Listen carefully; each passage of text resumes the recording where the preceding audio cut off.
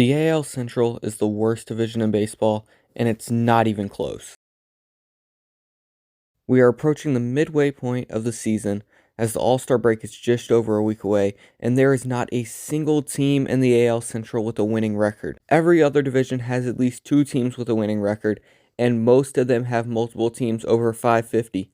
The AL East even has two teams over 600. And the craziest part is, the worst team in that AL East division has a better record than the best team in the AL Central, as the Red Sox sit at 40-41 and the Twins are 40-42. Now, maybe, just a bad example, but things get worse when we start comparing the overall division records, when we combine the teams together. The AL Central sits at a combined 170 and 232, which is a .423 winning percentage.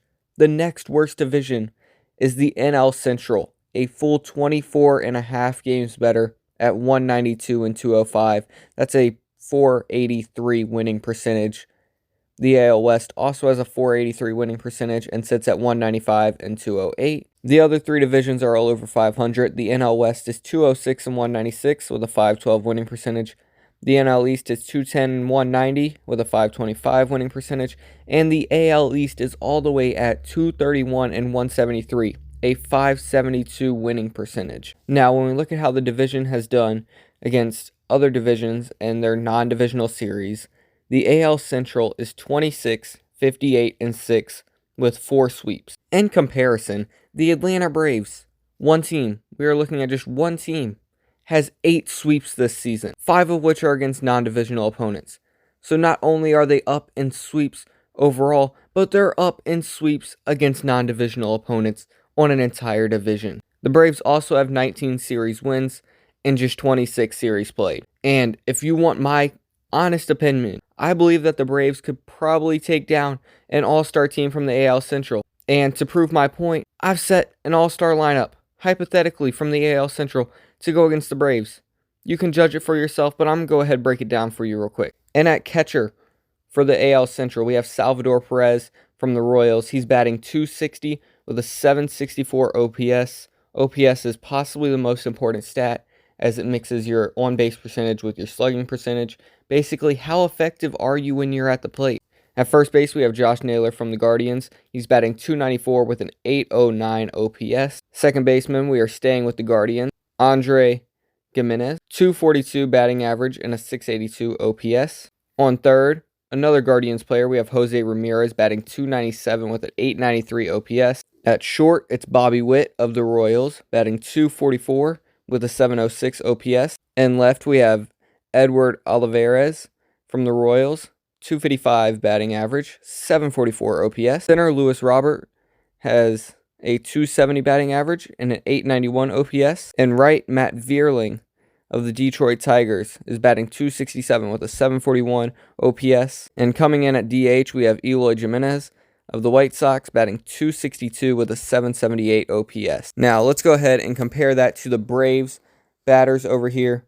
We have Sean Murphy at catcher, .289 batting, .925 OPS. Matt Olson in at first base, he's batting .237 with an .888 OPS. Ozzie Albies, .261 with an .809 OPS.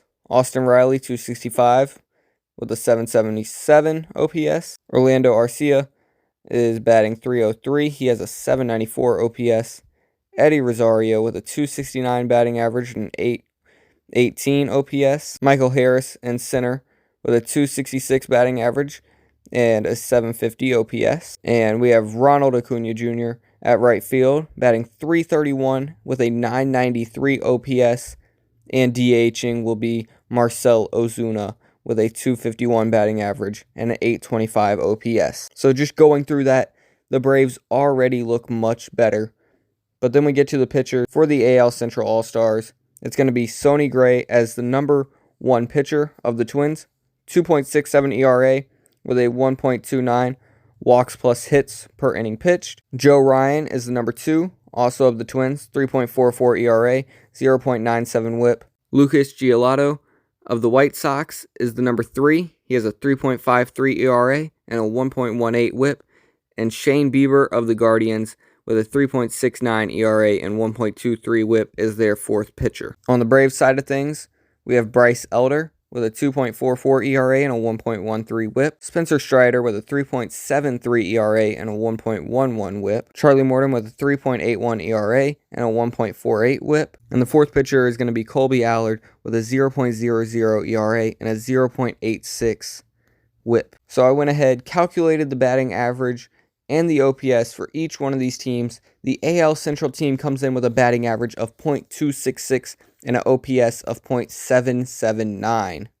The Braves, they're batting .275 with a .842 OPS, beating out the AL Central in both categories and by quite a bit in the OPS. And when you look at it, these advantages are pretty easy to see. The Braves have 5 out of 9 positions when it comes to batting average, and they hold 7 out of the 9 positions when it comes to OPS. So offensively, Atlanta has a huge advantage as they are getting more hits, they are getting on base more, and they are snagging more bases per at bat. On the other hand, the pitching battle is kind of a toss-up, and in my opinion, I think it would probably go to the AL Central. The overall calculations of ERA and WHIP would probably be way down for the Braves if we factored in Allard. So I'm going to go ahead and take him out of the equation since he only has one start, and we're only going to use the top 3 players. I feel like that's a little bit more fair for calculating their ERA and WHIP. With that said, the Braves have a 3.33 ERA and a 1.24 WHIP compared to the AL Central's equivalent 3.33 ERA and a 1.17 WHIP. So they have a slightly lower walk plus hits per innings pitched, but both teams have an equivalent ERA. So yes, the AL Central does look like they might have the advantage when it comes to pitching, but this is all dependent on how Colby Allard plays. If he plays well, then the Braves have the advantage. If he doesn't, then the AL Central has the advantage. Either way, if it's just one game, Bryce Elder versus Sonny Gray, Elder takes that. In a 3-game series, it would be a 2-1 split either way. But when it comes to a playoff series, 5 or 7 games, it's a toss-up. But I think that I'm going with the Braves on that. Because when you look at it, we are left with a battle of better batting against slightly better pitching. And the Braves have already faced 2 of the AL Central pitchers, which are Sonny Gray and Joe Ryan. And they both happened within this past week. And what happened in those appearances? Well, the Braves put up 9 runs during their 9.2 innings that they were on the mound. The Braves averaged almost a run per inning that Gray and Ryan combined for while they played them in the series that just finished up this week. Now, we're going to look at how the Braves pitching staff has done against the top 7 teams in batting average. They've played the Rangers. The pitchers, we're only using the 4 pitchers that are on the team for purpose of this comparison. The Rangers with the best batting average of .273. The Braves have 11.2 innings pitched against them and allowed 4 runs. The Diamondbacks and Blue Jays are tied for 3rd best batting average at .264. Braves have 13 innings against the Diamondbacks and allowed 5 runs and allowed 3 runs and 11.2 against the Blue Jays. Against the Marlins, who ranks 6th in batting average with a .263, the Braves have 27.1 innings pitched and have allowed 5 runs. And against the Nationals, who are 7th in batting average with a .261, the Braves have 11.1 innings and another 5 earned runs. Based on this data, the Braves are likely to give up about 0.3 runs an inning, whereas the AL Central team's top 2, as we already saw, would be giving up close to 1. Based on those numbers, it seems the Braves are likely to win this series, as they seem to overperform when the stage is the biggest. When they're playing top competition, the Braves shine. And it really seems insane that you would say that one team could beat an entire division, but I'm saying it right now, and I wouldn't be so sure that this is the only team that can beat that division. Now, I'm not going to take a super in-depth look, but I'm sure that the Rangers and Rays could both hold their own and possibly beat this AL Central team as well. But anyways, the AL Central is so bad, they did not have a single player make it past the first round of All-Star voting, let alone be selected to be a starter. Every other division, excluding the NL Central, which only has Nolan Arenado from the Cardinals representing them, has at least 3 players in the All-Star game. This division is just extremely disappointing and underperforming so very much. Now, defensively on the mound, the division looks alright, But when you look at the statistical categories on offense, let's just bring them up, all right? Average on base percentage, slugging percentage, runs, home runs, and stolen bases. The top team in average is the Guardians, ranking 16th. The White Sox are 22nd, the Royals 24th, the Twins 25th, and the Tigers 28th. In on base percentage, the Guardians are 22nd. There's not a single team in the top 20, given there's 6 teams per division, which means that even with average, the Guardians are where a third place team should be. Now we're looking at where a fourth place team should be in on base percentage. That is absolutely insane. But it gets worse because they also have the 2 worst teams in on base percentage, as the Royals are 29th and 30th. The Twins are 23rd, the Tigers are 26th. Slugging percentage, the Twins barely cracked the top 20 as they are 19th. The White Sox are 22nd, the Guardians 26th, the Royals 27th, and the Tigers 29th. When it comes to runs, the Twins, what do you know? We're back outside the top 20. They're 21st, the White Sox are 22nd, the Guardians are 26th, the Tigers are 28th, and the Royals are 29th. So far, this division is averaging 3 teams in the bottom 6. If all the divisions are, for say, equal, you should have 1 team in that bottom 6, not 3. Home runs, there's finally a top 10 stat, as the Twins are 8th.